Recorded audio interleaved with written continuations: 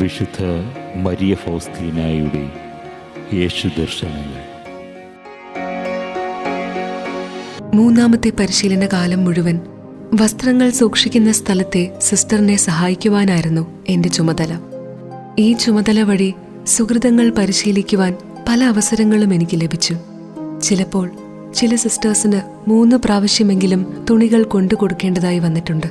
എങ്കിലും അവരെ തൃപ്തരാക്കാൻ സാധിച്ചിരുന്നില്ല. എന്നാൽ ചില സിസ്റ്റേഴ്സിന്റെ വലിയ സുഹൃതങ്ങളെയും ഞാൻ മനസ്സിലാക്കി. അവർ ഏറ്റവും മോശമായ വസ്ത്രങ്ങൾ ആവശ്യപ്പെട്ടിരുന്നു. അവരുടെ പരിത്യാഗത്തിന്റെയും എളിമയുടെയും അരൂപി മനസ്സിലാക്കി അവരോട് ബഹുമാനം തോന്നിയിരുന്നു. നോമ്പുകാലത്ത് ദൈവത്തോട് തീവ്രമായ അഭിലാഷം എന്നിൽ ഉണർന്നു. എന്റെ ആത്മാവ് പൂർണ്ണ ശക്തിയോടെ ദൈവത്തിലേക്ക് സമന്വയിക്കപ്പെട്ടു. ആ സമയം അവിടുത്തെ ഗുണവിശേഷങ്ങൾ എനിക്ക് മനസ്സിലാക്കി തരാൻ തിരുമനസ്സായി. ആദ്യമായി എനിക്ക് മനസ്സിലാക്കി തന്ന സ്വഭാവ ഗുണം അവിടുത്തെ പരിശുദ്ധിയായിരുന്നു. അവിടുത്തെ പരിശുദ്ധിയുടെ മുൻപിൽ ബലവാന്മാരും താത്വികരുമായ മാലാഖാവൃന്ദം വിറകൊണ്ടിരുന്നു. പരിശുദ്ധാരൂപികൾ തങ്ങളുടെ മുഖം മറച്ച് നിത്യമായി ആരാധിച്ചുകൊണ്ടിരുന്നു. പരിശുദ്ധൻ എന്ന ഒരേ വചനം ആവർത്തിച്ചുകൊണ്ട് ഏറ്റവും ശ്രേഷ്ഠമായ ആരാധന അർപ്പിച്ചിരുന്നു. ദൈവത്തിന്റെ പരിശുദ്ധി സഭയിലെ ജീവനുള്ള ഓരോ ആത്മാവിലും പല അനുപാതത്തിൽ വർഷിച്ചുകൊണ്ടിരുന്നു. ദൈവവുമായി പൂർണ്ണ ഐക്യത്തിലായിരിക്കുന്ന ആത്മാക്കളും അതുപോലെ കഷ്ടി ജീവൻ തുടിക്കുന്ന ആത്മാക്കളുമുണ്ട്.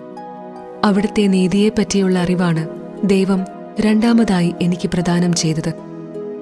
അവിടുത്തെ നീതി മഹാശ്രേഷ്ഠമായതും ഹൃദയവിചാരങ്ങളെ നിയോഗിച്ചറിയാൻ ഹൃദയാന്തർഭാഗത്തേക്ക് ചൂഴ്ന്നിറങ്ങുന്നതുമാണ്. എല്ലാ കാര്യങ്ങളും അവിടുത്തെ മുമ്പിൽ അനാവരണം ചെയ്യപ്പെടുന്നു. ആർക്കും അവിടുത്തെ എതിർത്തു നിൽക്കുവാൻ സാധ്യമല്ല. മൂന്നാമത്തെ സ്വഭാവഗുണം സ്നേഹവും കരുണയുമാണ്. ഏറ്റവും വലിയ ഗുണവും സ്നേഹവും കരുണയുമാണെന്ന് ഞാൻ മനസ്സിലാക്കുന്നു. അത് സ്രഷ്ടാവിനെയും സൃഷ്ടിയെയും തമ്മിൽ ബന്ധിപ്പിക്കുന്നു.